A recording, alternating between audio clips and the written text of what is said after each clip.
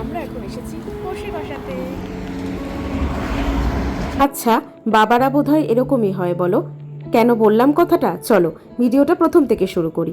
High, আমি তিমা, তোমরা সবাই কেমন আছো? Welcome to my another video. না না, কোনো সেলিব্রেশন করতে বা কোনো অকেশন পারপাস আমরা কিন্তু কষে কষাতে খেতে যাইনি। কেন গেছি চলো ছোট্ট করে গল্পটা তোমাদের সাথে একটু শেয়ার করে ফেলি। আচ্ছা, এইরকম মধ্যবিত্ত ফ্যামিলিতে, মানে আমাদের মতো মধ্যবিত্ত ফ্যামিলিতে বাইরে রেস্টুরেন্টে খেতে যাওয়াটা একটা বিলাসিতা মাত্র, কি তাই তো? আসলে কিছুদিন আগে আমার বোন বায়না করেছিল যে ওয়াটার পার্কে যাবে, আর বাবা বলেছিল তোকে একা তো ওয়াটার পার্কে ছাড়বো না বন্ধুদের সাথে, আমাদের সাথে তুই কোথাও একটা ঘুরতে যাবি। তাই ওর বায়না রাখতেই এই ডিসিশনটা বাবার। কারণ আমরা বহুদিন আগে, মানে লাস্ট কবে যে রেস্টুরেন্টে খেতে গেছি তার মনে নেই। কারণ কি বলতো, আমরা না বেশিরভাগ সময়টাই নিরামিষ খাই, কারণ আমাদের একদম মানে মাছ মাংস এই জাতীয় খাবারগুলো খুব কম হয়। তাই বাইরে খেতে যাওয়াটা খুব একটা হয় না, কারণেই বাবা এরকম একটা ডিসিশন নিয়েছে। আজ আসি, তবে দেখা হচ্ছে অন্য কোনো একটা ভিডিও।